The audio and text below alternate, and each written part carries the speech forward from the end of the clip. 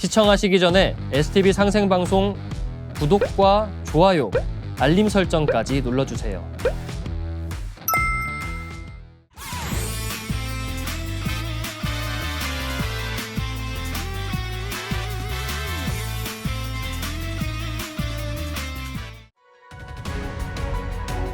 안녕하세요. 역설의 박덕규입니다. 오늘은 지난 시간에 이어서 훈민정음의 옛 글자에 대해서 살펴보는 시간을 갖도록 하겠습니다.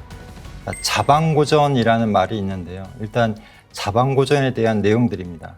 먼저 세종실록을 보면 이달에 임금이 몸소 언문 28자를 지었는데 그 글자는 옛 전자를 모방했다라고 해서 자방고전이라고 돼 있고요. 정인지 서문에도 우리 전하께서 정음 28글자를 창제하시어 예의를 들어 보이시고 훈민정음이라 하셨는데 상형하여 만들되 글자는 옛 글자에서 모방한 것이다 라고 해서 마찬가지로 자방고전이라고 되어 있습니다. 그래서 상형이란 말은 그 모양을, 형상을 본떴다라는 것입니다. 그런데 전 시간에 말씀드린 것처럼 이 훈민정음은 자음 같은, 초성 같은 경우는 발성기관을 본땄다라고 돼 있고, 아의라고 하는 이 중성은, 모음은 하늘과 땅과 사람을 형상했다라고 돼 있는데, 이것과 다른 내용이 나오는 거죠. 그래서 굉장히 논란이 많이 되고 있습니다. 지금까지도. 그래서 세종실록에 보면은 이 내용은 뭐냐면, 이 채말리라는 사람이 1444년이죠. 그러니까 훈민정음을 창제한 다음 해에 이 반포하기 전에 반대를 하면서 하는 내용입니다. 서록 말하기를 연문은 모두 옛 글자를 본뜬 것이고 새 글자가 아니라 하지만 글자 형상은 비록 옛날에 전문을 모방했을지라도 음을 쓰고 글자를 합하는 것은 모두 옛 것에 반대되니 실은 근거한 데가 없습니다 라고 해서 어떤 글자를 본떴다라고 하는 게 당시에 굉장히 많이 알려져 있는 내용이고 그거에 대해서 이제 반대를 하면서 이제 근거를 댄 겁니다. 그래서 옛 글자가 도대체 뭐냐라고 해서 이제 논란이 있는 거고요. 자, 이 옛 글자에 대해서 또 하나 이제 유력한 설 중에 하나는 가림토를 본뜬 것 아니냐라고 돼 있습니다. 그래서 단군 세기에 보면은 이 3세 가륙 단군 때 가림토라고 하는 글자를 만들었다라고 하는 내용이 있는데요. 제2년 경자 단기 153년 기원전 2181년입니다. 이때 풍속이 일치하지 않고 지방마다 말이 서로 달랐다. 비록 상형 표의 문자인 진서, 진짜 글이라는 뜻인데 아마도 신지 전자를 뜻하는 것 같습니다. 10가구 정도 모인 마을에서도 말이 통하지 않는 것이 많고 땅이 백리가 되는 나라에서는 서로 문자를 이해하기 어려웠다. 이에 가륵당군께서 삼락을보르게에 명하시어 정음 38자를 짓게 하시니 이것이 가림토이다 라고 되어 있습니다. 그래서 이 가림토에 대해서는 신철 선생은 산수 가림다라고 이제 해석을 했는데요. 이 가림토 글자가 있었다라고 얘기를 하는데 이게 왜 훈민정음의 옛 글자가 아니냐, 이 훈민정음 옛 글자로 이렇게 보게 되는 이유가 뭐냐면 보시는 것처럼 특히 이제 모음 같은 경우에는 거의 일치를 합니다. 가림토 문자와 훈민정음이 일치를 하기 때문에 11글자인데 다 11글자가 다 일치를 하기 때문에 이 가림토에서 온 것이 아니냐라고 이렇게 보는 건데요. 이 가림토의 어떤 이 글자 배열에 대해서 이 한글 학자 중에 이제 좀 유명하신 분이 이 글자 배열은 예를 들면은 가림토 같은 경우에는 아, 이, 으, 아, 어, 우, 오로 되어 있는데 이 글자 배열은 나중에 조선 중기 때 이 한글에 대한 설명서에 나오는 그런 글자의 어순과 비슷하기 때문에 후대에 조작된 것이 아니냐라고 이제 문제를 제기를 했었어요. 그래서 제가 그것이 아니고 이 가림토의 글자 배열은 사실은 이 훈민정음은 상생의 어떤 글자 배열로 되어 있는데 가림토 같은 경우는 낙서의 배열로 되어 있다라고 하는 논문을 내서 이제 발표를 한 적이 있습니다. 근데 그걸 통해서 이 가림토도 훈민정음의 어떤 그 문자 배열 규칙을 따르면 가림토도 분명히 낙서의 그런 배열에 따라서 배치가 되기 때문에 이것이 후대에 만들어진 것은 아니다라고 하는 그런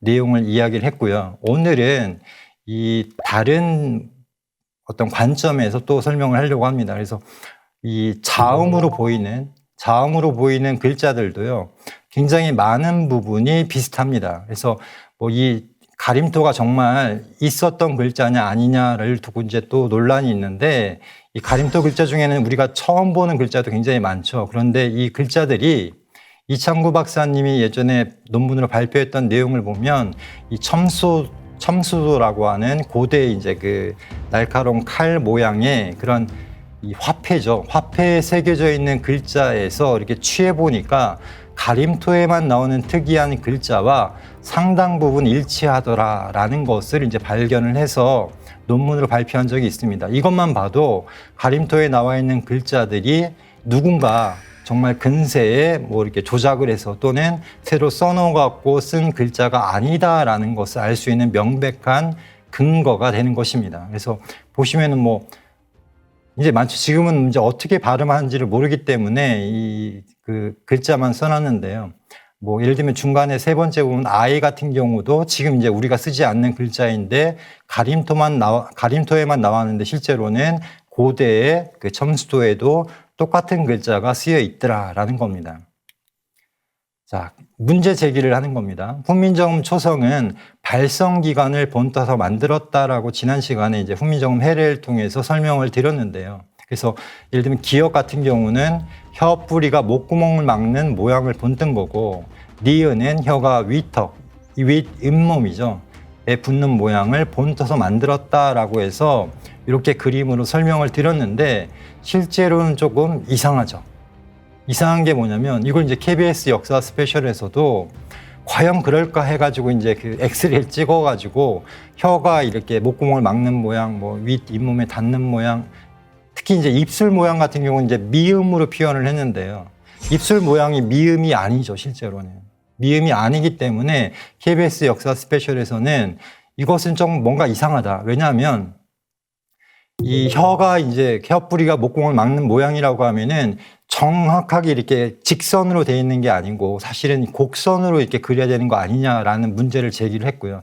니은도 마찬가지로 정확하게 이렇게 직선이 아니라 직각이 아니라 이렇게 부드럽게 그어야 되는 거 아니냐라고 문제를 제기를 한 겁니다. 그래서 역사 스페셜에서 찾은 건 뭐냐면 각필구결이라는 걸 찾았습니다. 이게 뭐냐면 이 신라 시대까지도요. 예를 들면 불교에 경전이 있다라고 하면은 이 경전을 어떻게 발음을 할 것이며 어떻게 음을 이렇게 붙일 것이며 하는 것들을 한자의 일부 부수만 따가지고 발음 기호를 써놓은 겁니다. 이걸 이제 각필구결이라고 하는데요. 이 각필구결이 일본으로 건너가서 이 가타카나가 된 거 아니냐라고 유력하게 보고 있습니다. 그래서 가타카나도 보면은 굉장히 반듯반듯하고 뭐 곡선도 물론 있지만은 직선적으로 해놨죠.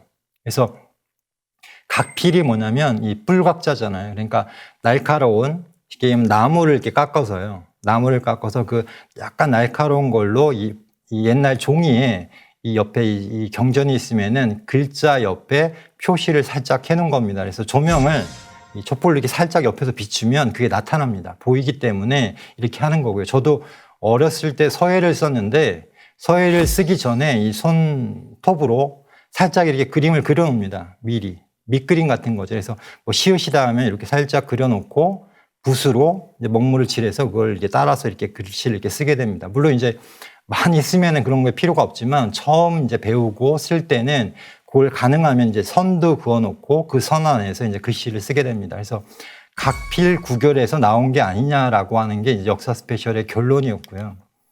자, 실제로 참 이상합니다. 이 훈민정음 해례본에 있는 글자를 보면요. 이 기역, 미음, 시읒, 뭐, 그 반서름이죠. 이것이 특히 이제 뭐, 아래 아라고 하는 점 같은 경우에도 붓글씨로 이거를 쓰기에는 굉장히 불편합니다. 그래서 붓글씨로 써보면은 이 중간에 있는 그림처럼 사실은 이게 시작할 시작점이나 끝점이나 이렇게 살짝 붓에 맞게끔 붓의 형상처럼 작게 시작을 해서 쭉 가다가 끝에는 또 작아지는 그런 형태를 띌 수밖에 없는데 이 해례본에 나와 있는 한글, 훈민정음의 글자는 전혀 붓글씨로 쓰기에는 어울리지 않는 그런 내용입니다. 그래서 당대에도 이게 조선 숙종이 어머니 명성황후에게 보낸 한글 편지고요. 오른쪽이 현종이 할머니에게 보낸 편지인데 보시면은 글자가 너무너무 이뻐요, 사실은. 이제 왕이 쓴 한글인데 너무너무 이쁜데 실제로 붓으로 쓰다 보니까 훈민정음에 나와 있는 것처럼 직각이나 이렇게 딱 정확하게 떨어지지 않습니다. 그래서 어쩔 수 없이 이제 붓으로 쓰다 보면은 이렇게 되는 현상인데 왜 훈민정음 해례에서는 붓으로 쓰기 힘들게 글자를 만들어 놨을까라고 하는 의문이 생기는 겁니다. 자, 이것은 이제 여러 가지 글자들을 비교를 한 건데요. 맨 왼쪽에 있는 것은 당연히 훈민정음 해례에 나오는 이 한글입니다. 그런데 중간에 있는 게 뭐냐면요. 우리 고대 글자로 지금 생각하고 있는 이 평양에 있는 그 뭐 수표교라고 하는가요? 거기에 이 비석의 탁본입니다. 그래서 보시면은 마치 훈민정음 해례에 있는 글자처럼 각이 진 것들이 굉장히 많습니다.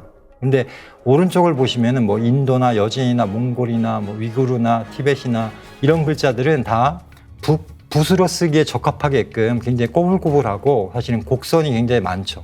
맨 왼쪽에 아래는 남해도에 있는 뭐 배달국 시대 때의 글자라고 이렇게 뭐 이야기를 많이 하는 그런 글자입니다. 이 글자도 마찬가지로 이 직선 형태로 되어 있습니다. 그리고 중간 글자는 이제 전문이라고 하죠. 근데 이 전문도 마찬가지로 직선이 많아 보이지만 실제로는 이 꼬불꼬불한 글씨도 굉장히 많죠. 오른쪽은 이제 각골문 다음에 이제 금문이라고 합니다. 그래서 이 글자들의 특징이 뭐냐면요.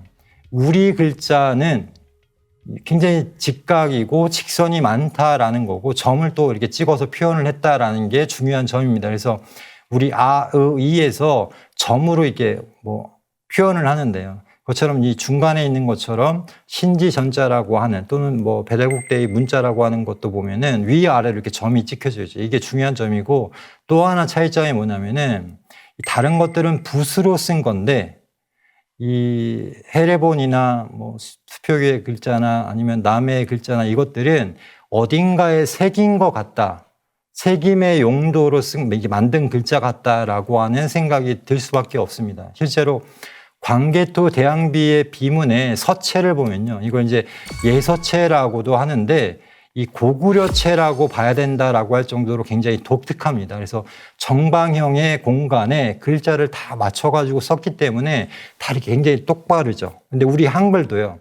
다 정방형에 이렇게 맞춰져 있습니다. 모든 글자가. 그래서 이 비석에 새긴 글자에게 최적화되어 있는 그런 글자 형태다라는 것이고 오른쪽 위에 보시면은 경주에서 발견된 고구려의 그런 그 호우인데 거기에도 보면은 마찬가지로 고구려 광개토대왕 비문처럼 반듯반듯하게 글자를 쓰는 게 특징입니다.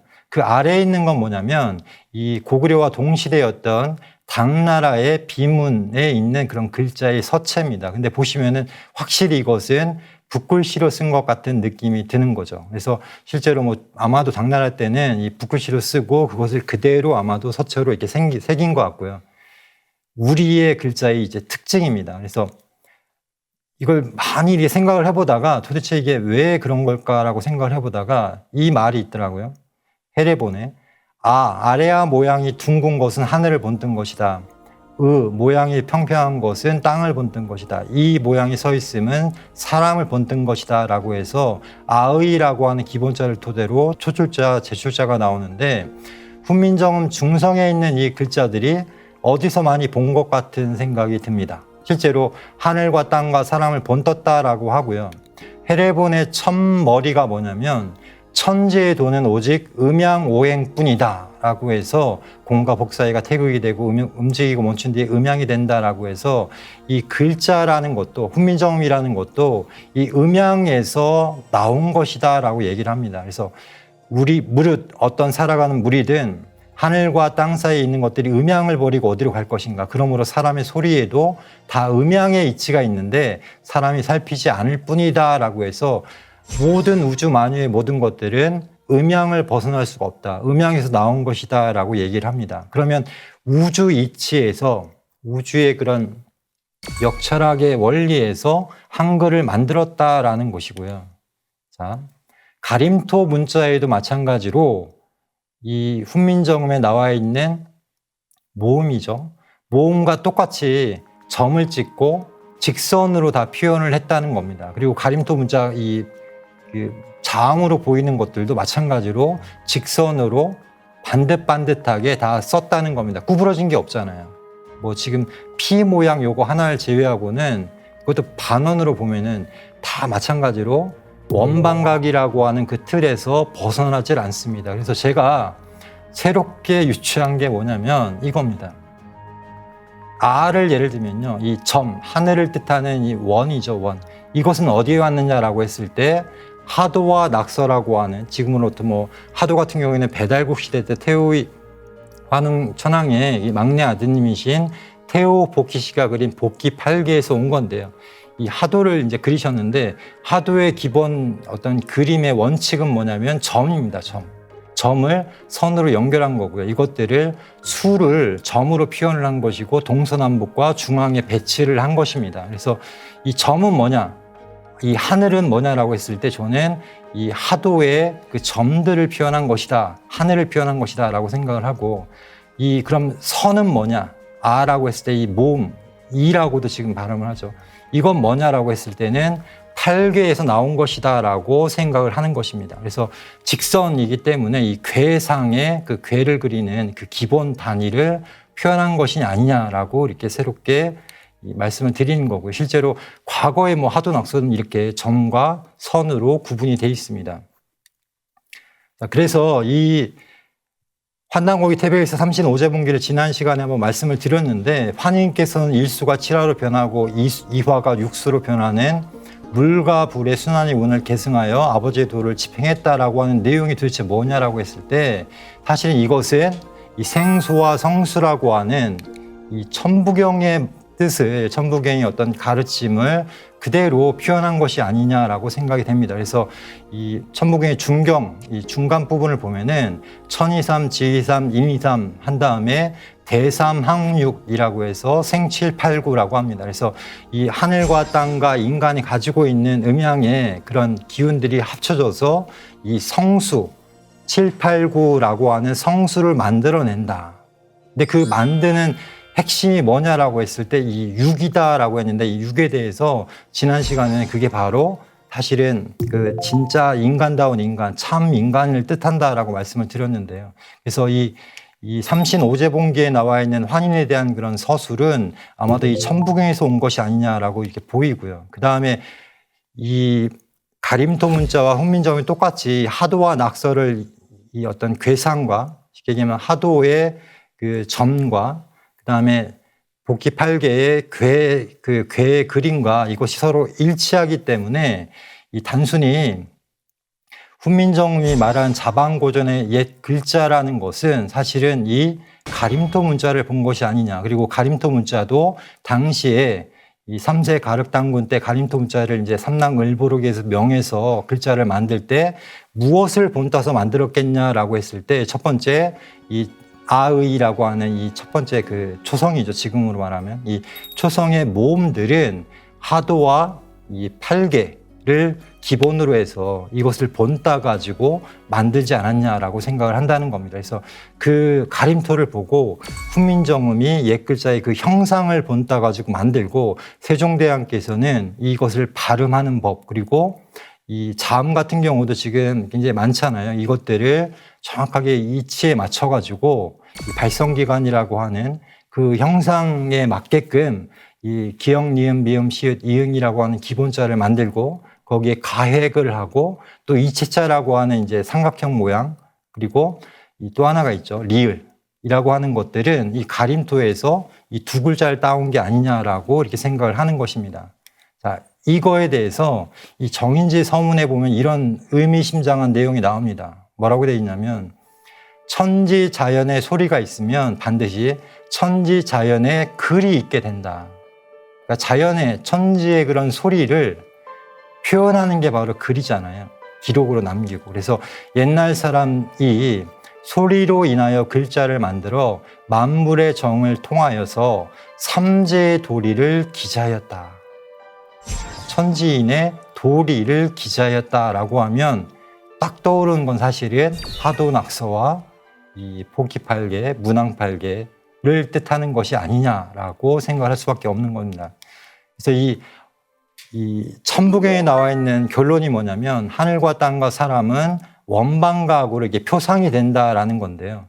이것은 이제 구마모토 박물관에 있는 그런 뭐 고구려인들이 저는 세웠다라고 생각을 하는데 원방각 문양입니다. 이 장식총에 있는. 그래서 이 고구려인들이 아마도 이런 원방각 천부경 문화 그리고 이 삼재의 도리의 문화를 가지고 가서 이 통치 철학 그리고 하늘의 그런 하늘과 땅과 사람의 삼재의 도리를 그대로 이 인간 세상에 표출해서 진정한 인간이 되자라고 하는 그런 정신으로 원방각을 이 형상화해서 이제 장식을 한 게 아니냐라고 생각이 되고요. 또 하나는 이 전방 후원분을 지금은 이제 일본인들만의 일본 지역만의 그런 독특한 무덤 양식이라고 생각을 하는데 실제로는 이 전방 후원물을 잘 보면요. 이게 이제 변천 과정입니다. 그래서 초기에는 삼원이라고 해서 이제 그 원 모양의 그런 3층의 원단을 쌓기도 했고요. 그 다음에 네모난 방형의 단을 쌓기도 했고 또 원과 방이 합쳐지기도 하고 또 원과 각이 합쳐지기도 해서 최종적으로는 원방각이 서로 하나가 된 형상으로 전방후원분을 만들었습니다. 전방후원분이 원방각을 조합해서 만들었다는 다른 인물에서 보는 풍경은 네, 이 원방각, 그러니까 천부경에 나와 있는 그런 원방각의 그런 뭐랄까 그걸 이제 서로 조합해서 만든 그 유물 중에는 대표적인 게 뭐가 있냐면 홍산 문화의 옥기 아시죠? 옥기를 보면 이렇게 삼년벽이라고 하는데 뭐 동그란 그 모양의 옥과 이렇게 네모난 모양의 옥이 서로 결합되어 있거나 아니면 동그랗고 세모고 네모가 결합되어 있거나 이런 것들을 통해서 이것이 원방각을 서로 조합한 것이 아니냐라고 보는 논문이 실제로 있습니다. 그래갖고 저도 그 논문을 보고 그렇게 한번 해석을 해보니까 정말로 조금씩 이렇게 다르더라고요. 그러니까 옥이 정말 정원이 있고 네모나게 되어 있는 그 옥이 있고 그다음에 세모가 있는데 그것들을 서로 조합을 한 그런 옥기들이 나왔기 때문에 그걸 어떻게 해석하느냐의 문제지, 그러니까 그게 무슨 뜻이냐의 문제지 실제로 원방각이 서로 결합되어 있는 형태는 분명히 있다라고 보여집니다. 자, 그런데 이게 지난 시간에 제가 말씀드린 것처럼 한글에는 하늘과 땅, 하늘과 사람, 뭐 땅과 사람, 그리고 초성과 중성, 종성이라고 하는 천지인이 서로 만나게끔 되는 것이 한글의 핵심입니다. 그래서 이 전방 후원분에 나타나 있는 그러한 서로 만나는, 서로 이렇게 작용을 펼쳐서 변화하는 그런 정신이요. 이 한글에도 똑같이 들어가 있고 사실은 그것이 가림토에도 있었기 때문에 이런 이 자방고전이라고 하는 고전이 뭐냐면 우리의 철학, 역사 철학, 어떤 하늘과 땅과 사람을 바라보는 역사 철학, 그런 이치를 밝히는 그런 역사 철학이 그대로 한글에 투영이 돼서 세종대왕이 이것을 정리해서 만들었다, 새로이 창제했다라고 하는 게 이 결론입니다. 그래서 세종대왕이 한글을 창제하면서 우리의 이치를 생각을 했습니다. 당연히 생각을 했고요.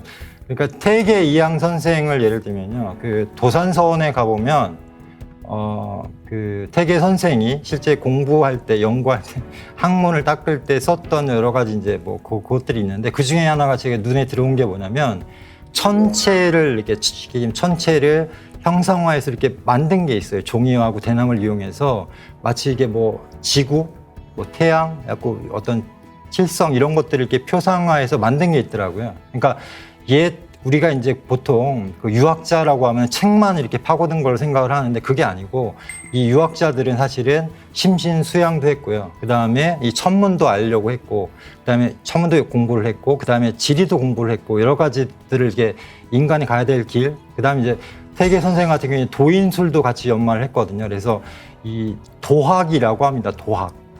한국 유학의 특징 중에 하나가 뭐냐면 이 도학이라고 하는 게 바로 특징인데, 쉽게 얘기하면 이 성리학의 어떤 신법 아니면 뭐 세상의 어떤 인륜만 이제 공부하고 그걸 이제 학문을 도야한 게 아니라 이런 천문, 지리, 뭐 그 하늘의 이치, 주역 이런 것들도 다 공부를 하고 연구를 했기 때문에 굉장히 뭐 전인적인 그런 인간이 되려고 노력을 한 것이지 한 분야 뭐 공자를 맹자를만 이렇게 공부를 한 것은 아니다라는 겁니다. 그래서 당시에 어떤 그 세종대왕 때에 세종대왕의 어떤 역철학에 대한 이해라든지 한국 철학에 대한 이해라든지 아니면 그 집현전 학자들의 그런 이해 수준은 굉장히 높다라고 생각을 하고요. 그래서 한글의 어떤 경전들, 책들이 인용됐는가를 이제 밝히는 논문들도 굉장히 많이 나왔거든요. 근데 보면은 뭐 주역부터 해서 아까 뭐 예전에 말씀드린 그 주령기의 태역도설, 그다음에 소강절의 한국 경세서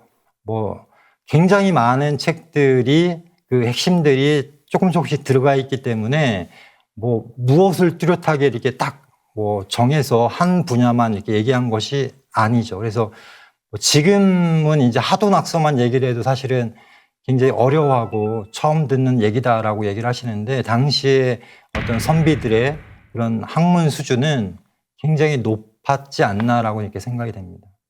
세종실록에 보면은 세종대왕께서 이 임금의 직책에 대해서 이렇게 얘기를 합니다.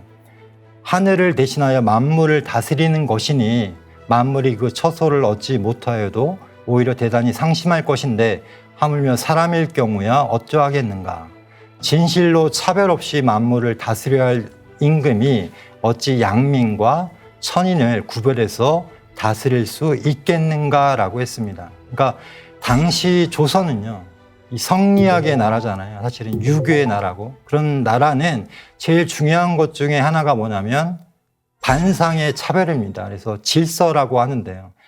어떻게 보면 계급 사회죠. 그래서 사람이 똑같지 않다 있는 거죠. 한마디로 얘기하면. 그래서 이 임금과 뭐 신하와 그다음에 사대부와 일반 상인과 천민과 그것이 다 사실은 차별을 두는 것이 이제 유교의 어떤 성리학적 가르침인데 이 세종대왕은 그것이 아니라 만물은 차별이 없다라는 것이고 어찌 양민과 천인을 구별해서 다스릴 수 있겠는가라고 했기 때문에 우리가 흔히 민본주의라고 하는 그런 세종대왕의 어떤 정치 철학이 실제로는 인본주의다라는 겁니다. 그래서 이 천부경에서도 천일, 지일, 인일이라고 해서 하늘과 땅과 사람이 사실은 일체고 하나이며 쉽게 얘기하면 평등하다, 같다, 그러니까 위격이 같다라고 이야기를 하는 것이 가장 놀라운 철학인데요. 이 천일, 지일, 인일, 그래서 인일을 또 태일이라고도 표현을 하는데 천지의 주인이다 이거죠. 그래서 하늘과 땅과 사람이 서로 하나다라고 하는 이런 위대한 철학이 천부경에서 나왔고 그 천부경을 계승해서 사실은 정신을 계승해서 이 세종대왕이 이것을 정리하고 완성한 것이 아닌가라고 생각이 됩니다. 자, 유물로도요, 이런 어떤 이 인일, 태일의 사상이 그대로 드러납니다. 그래서 이 동산치에서 나온 타평 질그릇을 보면은 홍산문화 말기입니다. 그래서 단권조선 이전 시기인데요. 이 가림토의 그런 그 어떤 중성 기본자, 인중천재일이라고 하는 그런 정신을 이제 제가 설명을 드리면 이 한글에서도 마찬가지로 사람이 가장 존귀하다 또는 사람이 천지를 대신해서 모든 것을 완성시킨다라고 하는 그런 어떤 인간 중심, 인본주의의 그런 철학이 이 5,000년 전 이전에도 이미 투영이 돼 있습니다. 그래서 이 타평 질그릇은 뭐냐면 한마디로 얘기하면 이 재단의 중심에 놓았던 해시계입니다. 해시계. 그래서 태양이 비추는 각도에 따라서 이 그림자가 바뀌기 때문에 이거 언제쯤인지 이제 계절이나 이런 것들을 알 수 있는 그런 어떤 뭐 지금의 해시계 같은 건데요. 이 질그릇의 맨 꼭대기에는 하늘을 상징하는 세 개의 원이 이제 새겨져 있고요.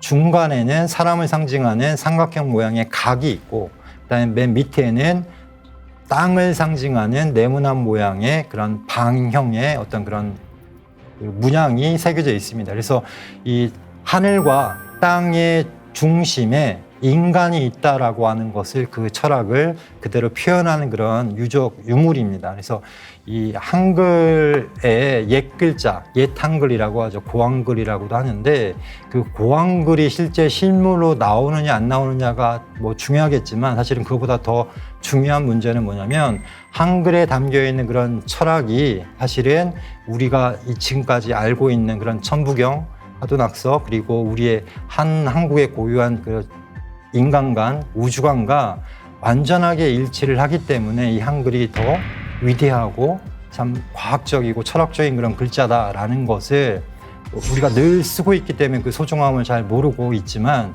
이번 기회에 한번 찾아보는 그런 시간을 가져봤습니다. 감사합니다.